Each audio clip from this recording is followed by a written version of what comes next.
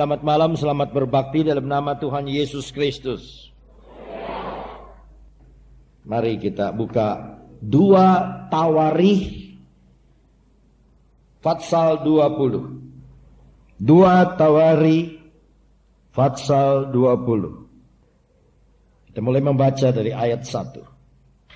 Setelah itu Bani Moab dan Bani Amon datang berperang melawan Yosafat. Bersama-sama sepasukan orang Meunim, datanglah orang memberitahukan Yosafat, satu laskar yang besar datang dari seberang laut Asin, dari Edom, menyerang tuanku. Sekarang mereka di Haseson Tamar, yakni En-Gedi. Yosafat menjadi takut, lalu mengambil keputusan untuk mencari Tuhan. Ia menyerukan kepada seluruh Yehuda supaya berpuasa. Saudara, jangan sembarang puasa kalau tidak ada tujuan. Ada orang puasa untuk gak ngerti apa maksudnya puasa, ya. Tapi saudara puasa kalau saudara datang dihadang oleh musuh. Yosafat menjadi takut. Yosafat itu sama dengan kita takut.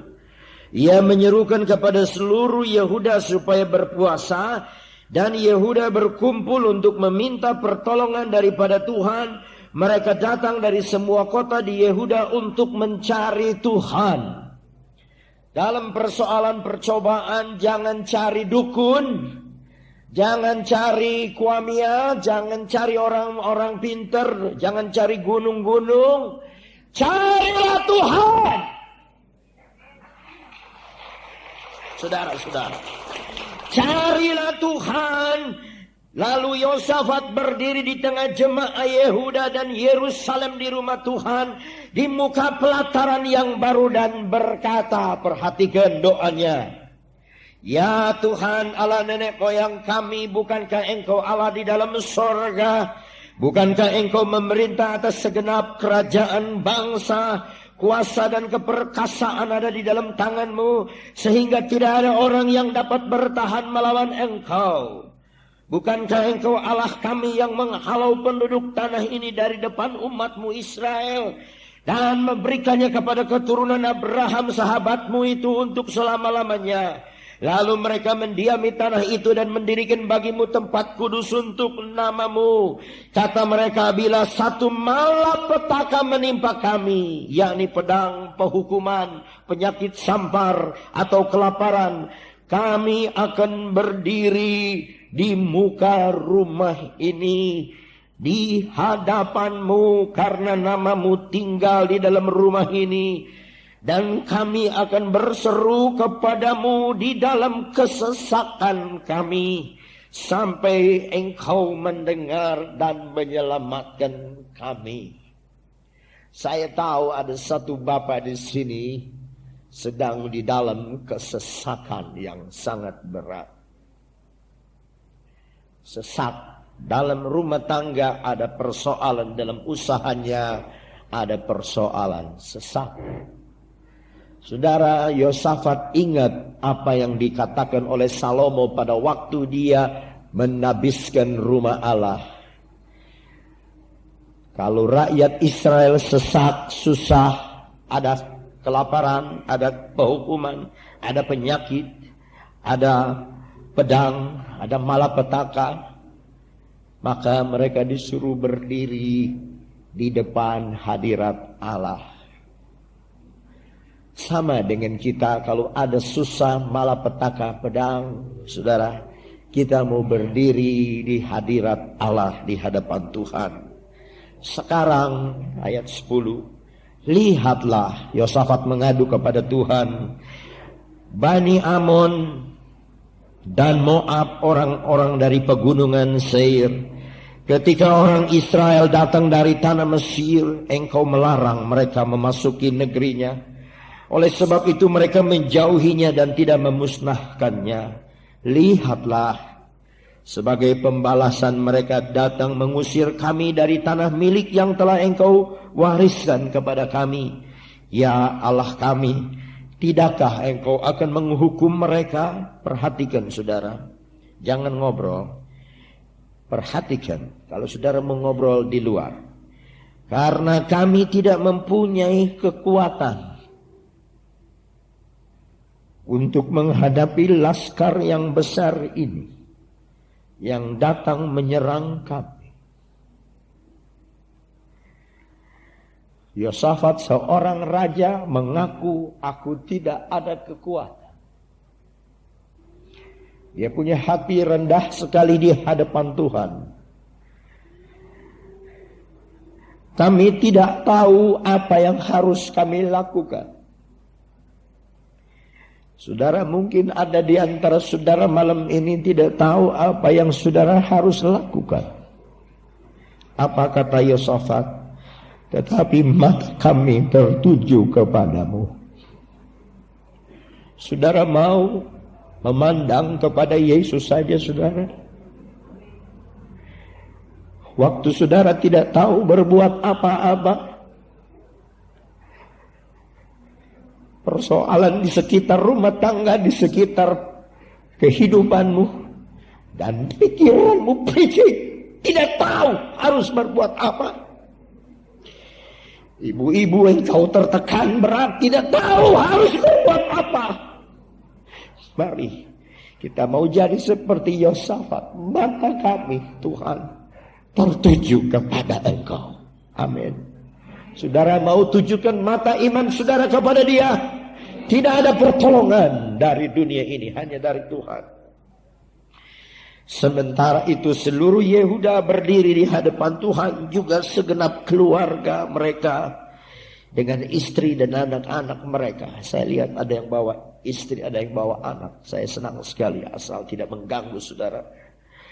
Istri, anak harus belajar berbakti, takut akan Allah. Lalu Yahaziel bin Zakaria bin Benaya bin Matanya, seorang Lewi dari Bani Asaf, dihinggapi roh Tuhan di tengah-tengah jemaat, dan tiba-tiba dia bernubuat dan berseru, camkanlah hai seluruh Yehuda dan penduduk Yerusalem dan tuanku Raja Yosafat, beginilah firman Tuhan kepadamu, saudara, jikalau engkau melihat Tuhan dengan matamu, saya katakan Tuhan akan menjawab. Oh haleluya, Dia akan menjawab lambat atau cepat. Dan satu orang diurapi oleh roh Tuhan, dia berkata begini, saudara-saudara, janganlah kamu takut dan terkejut karena laskar yang besar ini. Sebab bukan kamu yang akan berperang, melainkan Allah. Haleluya, haleluya, haleluya, haleluya, haleluya. Bukan kamu yang berperang, tetapi Allah. Saudara sekalian, Yosafat mendengar firman ini. Lalu ayat 16, besok harus kamu turun menyerang mereka. Kata menyerang membuat pikiran Yosafat dan seluruh rakyat Israel adalah perang. Tetapi ayat sebelumnya berkata, kamu tidak berperang, aku Allah yang akan berperang. Lalu mereka mendaki pendakian Ziz. Ini firman Tuhan, saudara. Dikasih tahu, strategi musuh dikasih tahu. Dan kamu akan mendapati mereka di ujung lembah, di muka padang gurun Yeruel. Dalam peperangan itu tidak usah kamu bertempur. Hei Yehuda dan Yerusalem, tinggallah berdiri di tempatmu dan lihatlah bagaimana Tuhan memberikan kemenangan kepadamu. Janganlah kamu takut dan terkejut. Majulah besok menghadap mereka. Tuhan akan menyertai kamu. Siapa di antara saudara, bapak, ibu takut lihat hari esok? Sebab persoalan di sekitar saudara Sikon kondisi di sekitar saudara begitu berat, saudara takut besok bagaimana? Besok bagaimana? Firman Allah katakan malam hari ini, majulah besok. Kalau hatimu bertanya, besok bagaimana Tuhan? Tuhan menjawab, besok kamu maju. Amin saudara, maju saja. Maju saja, nanti Tuhan menyertai kamu. Ayat 18, lalu berlututlah Yosafat dengan mukanya ke tanah. Seluruh Yahuda dan penduduk Yerusalem pun sujud di hadapan Tuhan dan menyembah kepadanya. Sayang kebaktian kami di persekutuan-persekutuan doa dan gereja-gereja sekarang kurang atau bahkan tidak pernah berlutut berdoa. Saya tidak pernah berani naik mimbar sebelum saya berlutut. Allah terlalu suci, terlalu besar untuk hanya kita berdiri di hadapan Dia. Kalau kita menghargakan Dia, kita berlutut dan menyembah Dia. Kadang-kadang saya bermenit-menit tersungkur dengan perut saya di bawah. Saya menyembah Dia. Saya tahu siapa Dia. Saya kenal diri siapa saya. Dan raja ini kenal diri. Dia tidak gengsi. Mungkin saudara bos dari satu perusahaan besar, tapi di hadapan Tuhan tidak ada bos. Kita semua perlu tersungkur menyembah Tuhan. Saudara, apa yang terjadi? Kemudian orang Lewi dari Bani Kehat dan Bani Korah bangkit berdiri. Setelah tersungkur, mereka bangkit berdiri. Siapa yang tersungkur di kaki Tuhan akan bangkit berdiri menghadapi percobaan.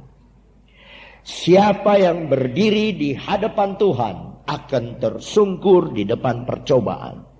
Siapa yang tersungkur hancur hati di kakinya Tuhan. Siapa yang pecah hati hancur di kakinya Tuhan. Kenal diri kita manusia terbatas, dengan segala kekurangan, kelalaian, dengan segala cacat celah kita. Kita berlutut di hadapan Tuhan. Kita kenal diri siapa kita. Orang itu akan berdiri tegak menghadapi percobaan. Saudara, Korah dan Bani Kehat bangkit berdiri untuk menyanyikan puji-pujian bagi Tuhan Allah Israel dengan suara yang sangat nyaring. Saudara, kalau saudara nyanyi untuk Tuhan, nyanyi sekeras-kerasnya, senyaring-nyaringnya, sebab Dia patut dipuji, disembah, diagungkan, diakbarkan, disanjung oleh kita. Ayat 20, keesokan harinya pagi-pagi mereka maju menuju padang gurun Tekoa.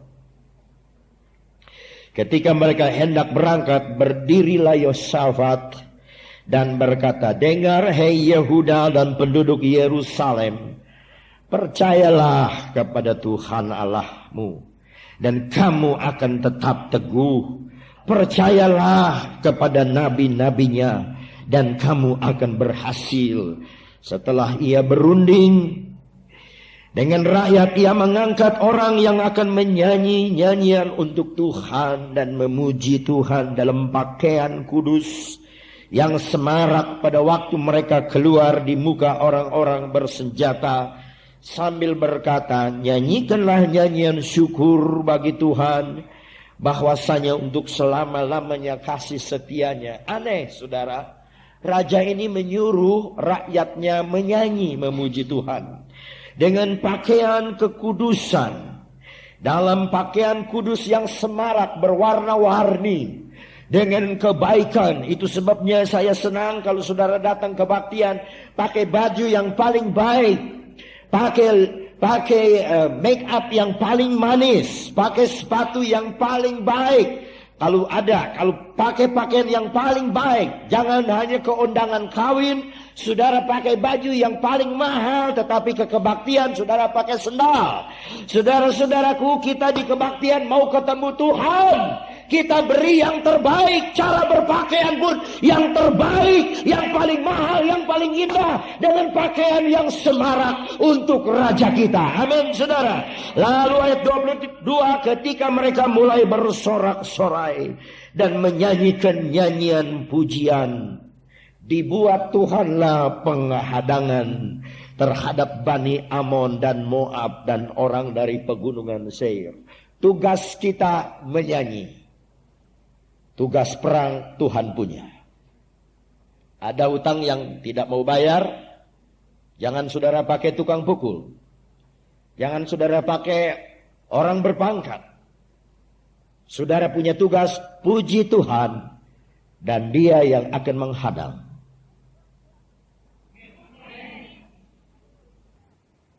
Saya belum saksikan kepada saudara. Ada pencuri masuk rumah kami 3 minggu yang lalu, menggondol ternak yang kami ternak. Saya ternak burung. Hasil dari ternak ini kami jual, dan hasilnya saya bantu hamba-hamba Tuhan di daerah. Dari hasil ternak burung ini sudah ada penghasilan sampai 10 juta untuk dikirim ke daerah-daerah.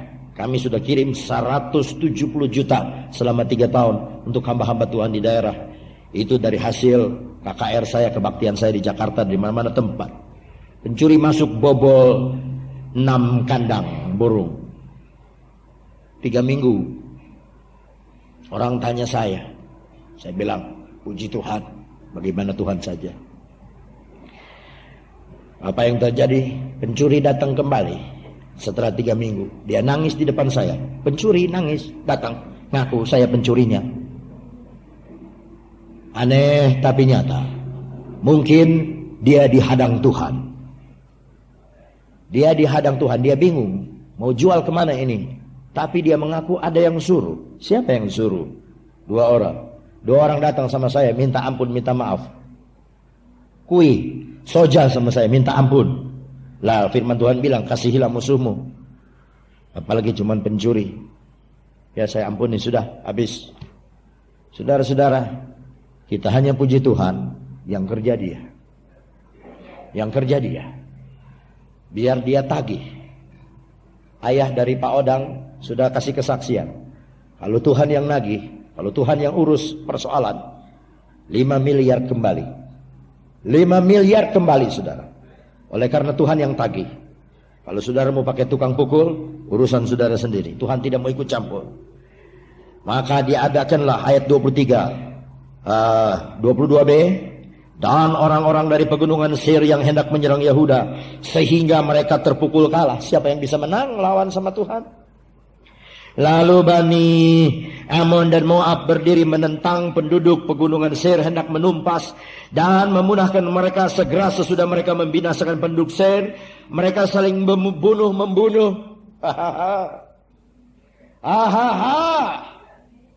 Ini 2 orang otak pencurian, saudara-saudara. 2 jam lamanya saling tuduh. Kamu otaknya. Yang satu bilang kamu otaknya. Yang satu bilang kamu otaknya. Yang satu bilang kamu otaknya. Saya nonton. Siapa otaknya? Dia. Dia bilang tidak koyoyo. Dia. Yang ini tidak koyoyo. Dia. Saya diam aja. Saya ingat cerita ini. Kalau Tuhan menghadang, Hopeng teman sendiri satu saling bunuh-membunuh. Israel lagi nyanyi haleluya puji Tuhan, haleluya puji Tuhan. Loh di sana ribut, ada yang perang, mereka kaget apa? Lihat mereka lagi bunuh-membunuh. Saudara-saudara, kalau Tuhan kerja, dia nggak kepalang tanggung. Amin, saudara-saudara. Oh haleluya, kita punya tugas apa? Nyanyi, nyanyi, nyanyi, nyanyi, nyanyi. Puji Tuhan saja. Sebaik-baiknya, sesungguh-sungguhnya, maka segala peperangan dia yang akan kerjakan. Ini belum berhenti, saudara. Ayat 24, ketika orang Yehuda tiba di tempat peninjauan, lihat dari atas, di padang gurun mereka menengok ke tempat laskar itu, tampak semua telah menjadi bangkai berhantaran di tanah. Tidak ada yang terluput, satu pun gak ada yang hidup. Gak ada yang setengah mati, semua mati benar-benar, saudara-saudara.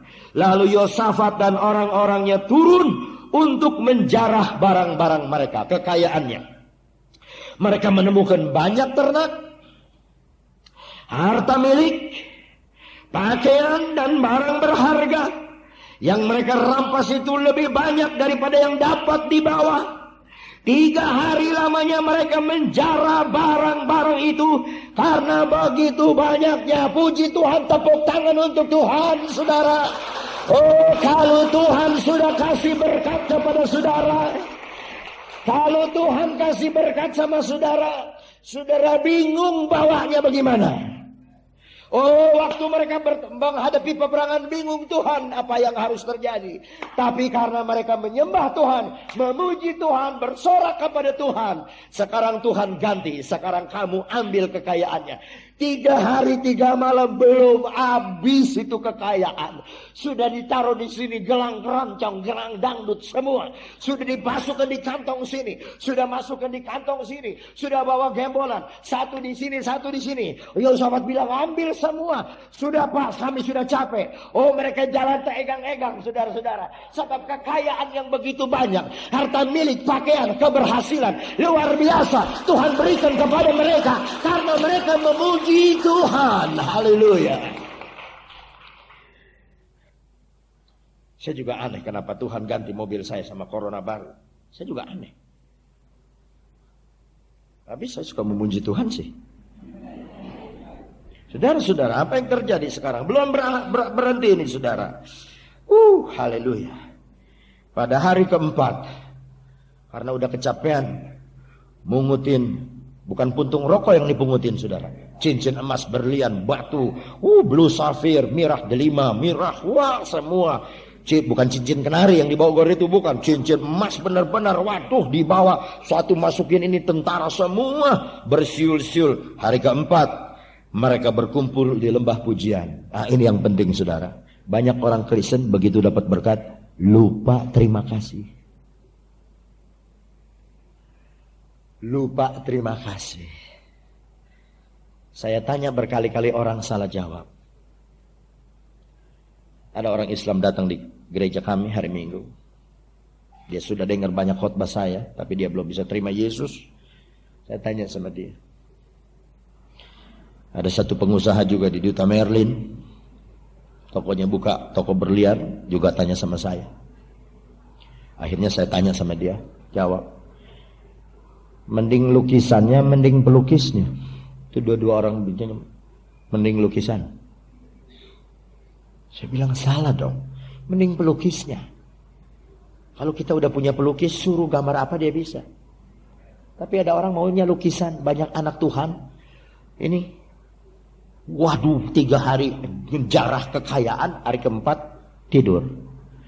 Hari Kamis kebaktian, Jumat kebaktian, Sabtu kebaktian, Minggu tidur, rekreasi, main golf.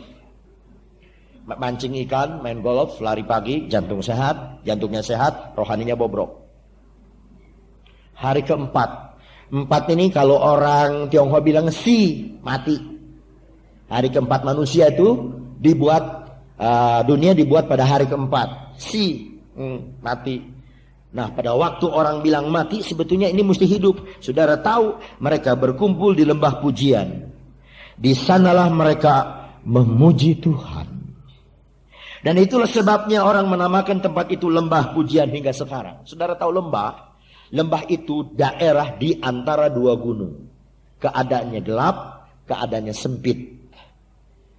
Gelap dan sempit. Siapa di antara saudara yang sedang menghadapi lembah? Gelap dan sempit. Rasanya gelap. Cepat pikiran, kita tidak tahu harus berbuat apa. Sempit. Kita punya ruang gerak sempit. Rasanya dagang ini salah, dagang itu salah, kerja gini salah, kerja itu salah, berbuat begini salah, maju salah, mundur salah, ke kanan salah, ke kiri salah. Saudara-saudara jadi bingung. Ingat, saudara, puji Tuhan. Jadikanlah lembah yang gelap itu jadi lembah pujian.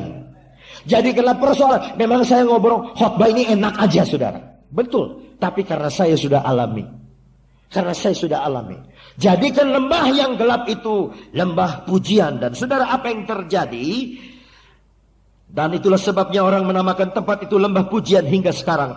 Lalu pulanglah sekalian orang Yehuda dan Yerusalem Dengan Yosafat di depan, mereka kembali ke Yerusalem dengan sukacita.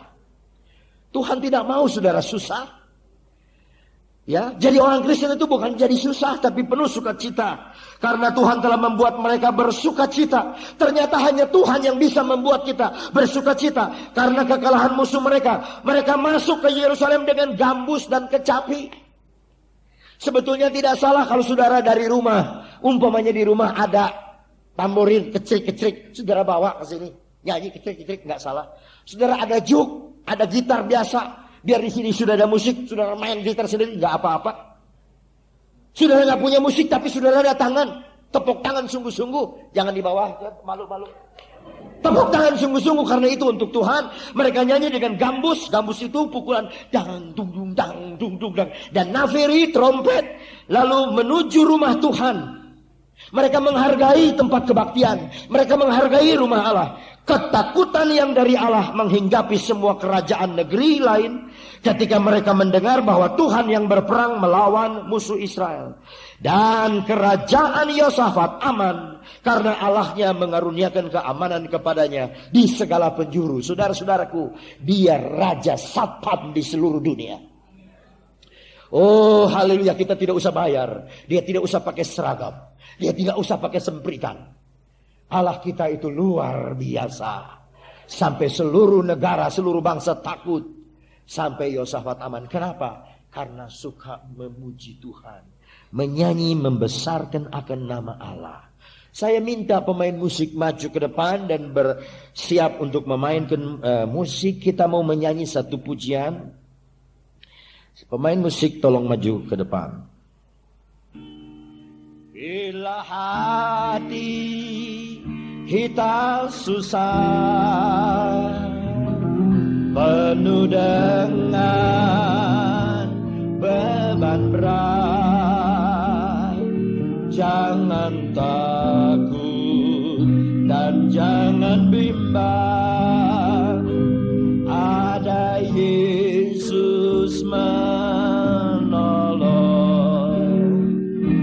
ada Yesus, ada Yesus. Nomor 2, ada Yesus yang menghibur hatimu, ada Yesus, ada Yesus, ada Yesus yang menolong hidupmu. Sama-sama. Bila hati kita susah,